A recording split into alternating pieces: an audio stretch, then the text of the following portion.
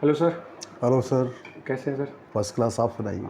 ठीक है sir. Myself Amardev Singh at do edu institute. हमारे साथ आज हैं डॉक्टर वी के शर्मा सर, और आप हमारे एचओडी केमिस्ट्री हैं डू एडू के। ये आज आपके साथ डिस्कस करेंगे कि एक गुड पेरेंटिंग क्या हो सकती है हमारे स्टूडेंट्स के लिए जो कि एग्ज़ाम स्ट्रेस से गुजर रहे हैं। अभी हाफ ईयरली चल रहे हैं, आफ्टर 2 और 3 मंथ इनके बोर्ड एग्ज़ाम्स भी आने वाले हैं।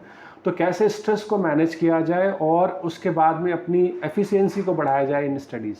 सर प्लीज़ थोड़ा सा ब्रीफ करिए बच्चों के लिए। थोड़ा सा इस समय बहुत स्ट्रेस माहौल चल रहा है, पेरेंट्स भी स्ट्रेस्ड है कि कितना टाइम उनको घर पे देना चाहिए।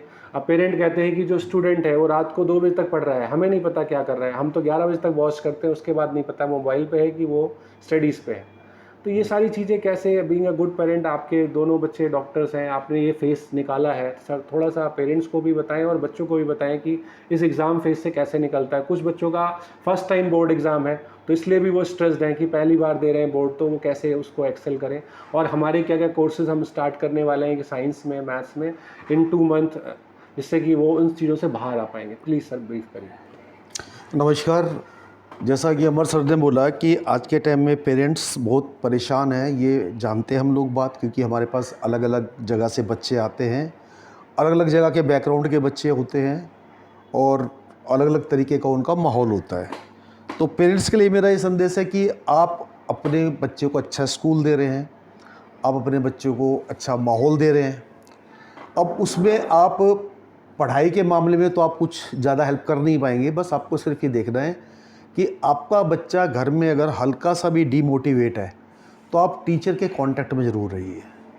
बच्चा आपका, क्योंकि आप लोगों को उससे ज़्यादा हमें रोज़ इन चीज़ों को डील करने की आदत पड़ी हुई है और हम लोग जानते हैं कि जनरेशन में धीरे धीरे अचानक बदलाव आना शुरू हो गया है। तो इस मामले में बच्चों के लिए आप एक ही चीज़ रखिए कि आप सिर्फ टीचर से इंस्टीट्यूट में हमारे कांटेक्ट रखिए। आप बच्चे की प्रॉब्लम हमें बताइए, फिर बाकी प्रॉब्लम को सॉल्व करना वो हमारा काम है, क्योंकि हम लोग अपनी अपनी फील्ड के इस मामले में एक्सपर्ट्स हैं। आप घर में अपने बच्चों को फ्रेंडली माहौल दीजिए, डांटिए मत उसको, बिल्कुल भी प्रेशराइज़ मत कीजिए। आप प्रेशराइज़ करोगे तो बच्चा और डीमोटिवेट होगा। तो पहला तो ये है।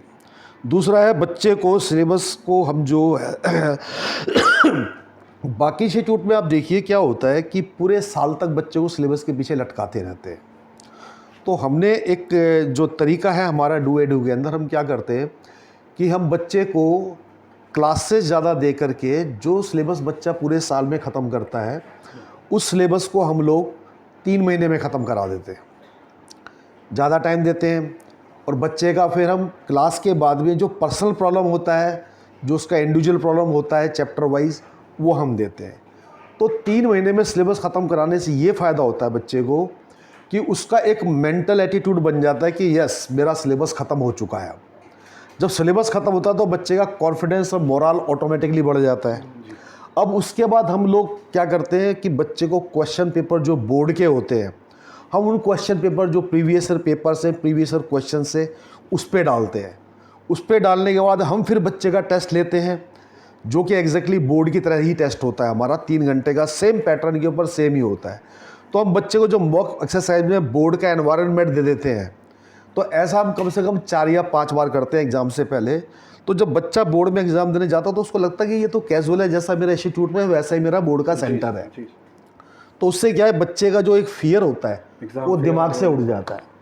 फिर उसके बाद बच्चे को हम प्रैक्टिस कराने के बाद में जो बच्चे को मोटिवेशनल जो हमारा एक टॉक्स होता है कि बच्चे की कुछ पर्सनल प्रॉब्लम्स होती हैं, तो हम बच्चे को मोटिवेट करते, प्लस हाई कैरियर कैसे चूज़ किया जाए, हाई कैरियर को कैसे सक्सेस किया जाए, कैसे उसको ब्रेकअप किया जाए।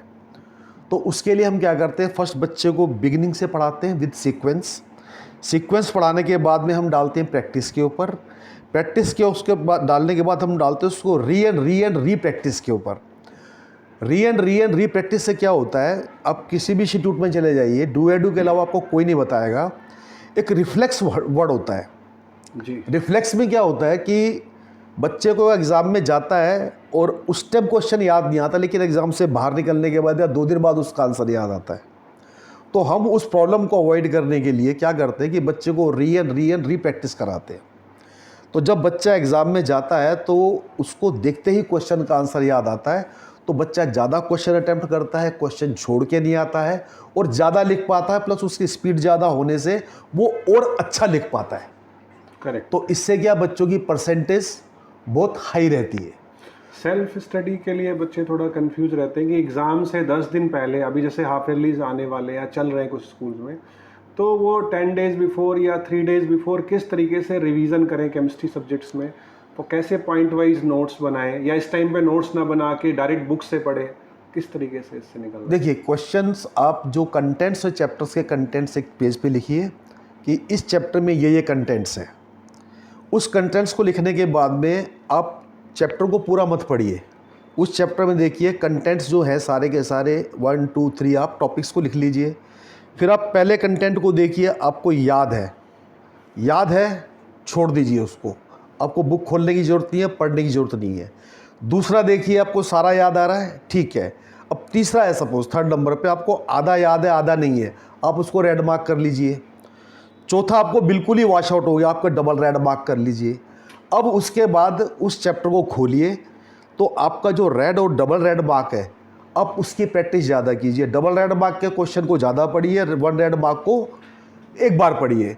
उसके बाद आप फिर दोबारा उसी क्वेश्चन चैप्टर के ऊपर जितने भी PYQs हैं, प्रीवियस क्वेश्चंस हैं और भी क्वेश्चंस हैं, वो आप प्रैक्टिस पेपर जो हम देते हैं वो प्रैक्टिस कीजिए।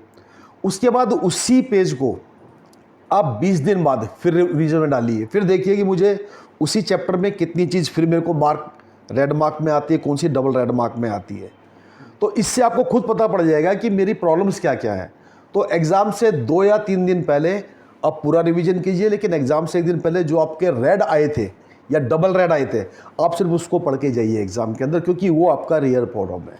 अगर आप इस तरीके से चलेंगे तो आपका एग्ज़ाम बहुत अच्छा होगा और आपकी परसेंटेज बहुत अच्छी होगी। तो बेसिकली सर कहना चाहते हैं कि एग्ज़ाम से 2-3 दिन पहले आपको क्या करना है, जो आपके